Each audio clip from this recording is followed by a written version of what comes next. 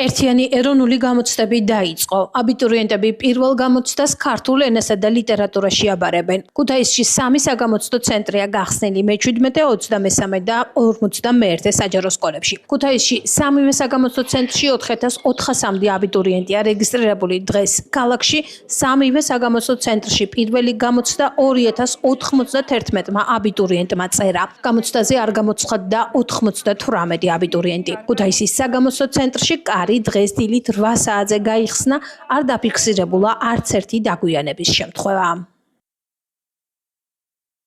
დღეს ყველა ინსტრუქციის თანახმად სუსტად 8 საათზე დაიწყო რეგისტრაცია, იცით რომ მზად იყო საგამოცდო ცენტრები. დაიწყო ექსცესების გარეშე. პირველ სესიაზე 395 აპლიკანტიდან შემოვიდა 373. არ ყოფილა დაგვიანების ან გამოცდიდან მოხსნის პრეცედენტი. მეორე სესია დაიწყო ზუსტად თავის დროზე 3 საათზე, 2 საათზე რეგისტრაციაზე 3 საათზე გამოცდა და 406 აბიტურიენტიდან ამჯერად საგამოცდო ცენტრში განთავსებულია 390 აბიტურიენტი. დაგვიანების შემთხვევა არც მეორე სესიაზე ყოფილა. განწყობა და სახეებით, რა ვიცი, ბევრად უფრო ნათელი, ბევრად უფრო ღიარული, ვიდრე ვთქვათ არ ვიცი, საერთოდ ქუჩაში გვხვდება ხოლმე, იმაზე უფრო უკეთესი. ვფიქრობ, რომ ნაკლებია დაძაბულობა. განწყობა არის ძალიან კარგი. მე თითქმის ყველას ვეკითხები, როგორი კმაყოფილია, როგორც გამოცდიდან, ვისაც ფიზიკურად ვხვდები და უმრავლესობას ვხვდები და ნაირი ტექნიკური შენიშვნაც კი არ ქონიათ აბიტურიენტებს, რაც ძალიან მახარებს. კომფორტულად მუშაობენ, თავარია ზუსტად შედეგები მიიღონ, რასაც ელიან თვითონ ამ გამოცდებიდან და წარმატებები ყველგან. მეგატივი დაინტერესდა, როგორი განწყობა აქვთ აბიტურიენტებს და მათ ოჯახის წევრებს და როგორია მათი მოლოდინი ცხოვრების ახალ ეტაპზე გადასვლის წინ. გურამ ჩოლიშვილის ასვლა შემდგომ ძალიან კარგი თემა მოვიდა. კარგად დავწერე, იმედია. და არ გამჭირებია. სირჩილის წესი ნამდვილად არ იყო და კითხვებიც კარგად იყო დასმული და ორივე თემა კარგი იყო ნამდვილად. საერთოდ არ ინერვიულონ და მართლა არაფერი არ ყოფილა თურმე საშიში. განწყობა არ ნერვიულობდი არაფერზე. დილით და მუსიკაში და ენერგიაზე ვიყავი და სურვილი მქონდა იმენა დამეწერა და რა ვიცი, მუღამი მქონდა რა. ძალიან რთული არ ყოფილა რა.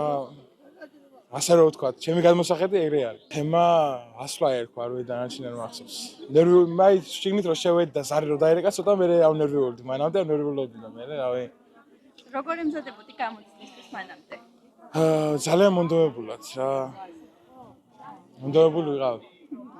სხვა აბიტურიენტებს ასურჩევ და აი არ დაზოგონ თავი ბოლომდე იმეცადინონ, იწვალონ. 3 საათი ხომ დაია რომ ასე 4 საათი დარჩეს, 5 საათი იწვალოს და გააკეთოს თავის გასაკეთებელი. ძალიან მარტივი იყო რედაქტირებაც, წაკითხვის გაზრებაც მართლა და იმედია ყველამ კარგად დაწერა და მართლა ისეთი სანერვიულო არც იყო, როგორცაც ველოდი და ძალიან ახლა საღელებული ვარ, მაგრამ ვფიქრობ, რომ ყველას კარგი შედეგი ექნება, იმიტომ რომ წარმატებები. ძალიან ემოციური განწყობა მაქვს. ცოტა ბავშვს ეშინია, რა თქმა უნდა, მეც მეშინია, მაგრამ ვცდილობდი, რომ არ შემემჩნია მასთან, ვეუბნებოდი, რომ ყველაფერი კარგად იქნება და აუცილებლად შრომა დაგიფასდება. მეთქი დედიკო, ყველა ბავშვს უსურვებს წარმატებას და იმედია, რომ ეს ჩვენი მერცხლები, დაფთიანებული მერცხლები გაგვახარებენ რა. არა, მეც დამთავრებული მაქვს უმაღლესი სამედიცინო განხრით და არ მუშაობ. ვითხარი, რომ მთელი ჩემი ცხოვრება თქვენ შემოგწირეთ, მეთქი არ ვამადლი, მაგრამ ეხლა თუ დამპირდები მე ვთხარი და შენ კარგად ჩააბარებ, მე დაგპირდები, რომ მე დავიწყებ მუშაობას და შენ გაგიკვალავ გზას სამედიცინო სფეროში, მეთქი და ვნახოთ. ყველა ბავშვს უსურვებ წარმატებას. ძალიან ემოციური დღეა.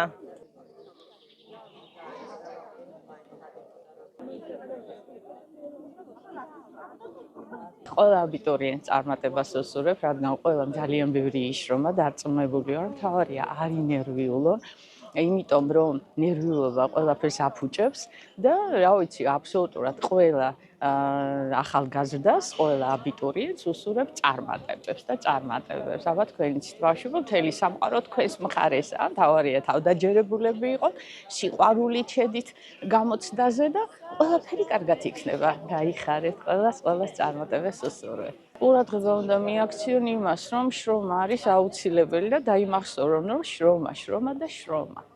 ყველა საქმეში და აუცილებლად სიყვარული და მონდომება უნდა ჩადონ. ყველაფერი იოლი არის, თავარი არის დაუფიქრდნენ, წაიკითხონ და თავისი აზრი დააფიქსირონ. ბევრს არავინ არაფერს არ ითხოვს. მთავარი არის აზროვნების უნარი უნდა გქონდეთ ბავშვებს და რა ვიცი, უნდა მიაქციონ ყურადღება რა მოვა ტექსტში და საით უნდა წარმართონ მსჯელობა. რთული არ ყოფილა მარტივი იყო და შემხვდა ვაჟა-შაველას შემივედრება და გურამ შეულიშვილის ასვლა. სხვა აბიტურიენტებს რას უჩვევდი? პირველ რიგში საინერვულიდან და პოზიტიური ხასიათი შევიდნენ გამოსაზრდა და დალში უკვე ყველაფერს გონება თავის თიზავს. შემატყრობ ჩემს შვილს მიშკოდიან ქეთევანს. აიცი, გვაქვს დიდი იმედები 100% ველოდებით მაქსიმალურს. განწყობა როგორი არის თქვენი შვილის როგორი იყო სანამ გამოცდაზე შევიდოდა? ბავშვი ძალიან სტაბილური, შვიდი, არ ღელავდა, მithumetes ქართული ძალიან და ცოტა ისტორიის მოლოდინშია ქშიში და ქართულს არ ნახავთ. ველოდებით მაქსიმალურად კარგი შედეგებს. მე გულშემატკივრობ ჩემს შვილიშვილს თაზო ბერაძეს. ყველა აბიტურიენტს მინდა უსულო წარმატებები და ქვეყნის სადარაჯოზე იყვნენ განათლებული და წარმატებულები.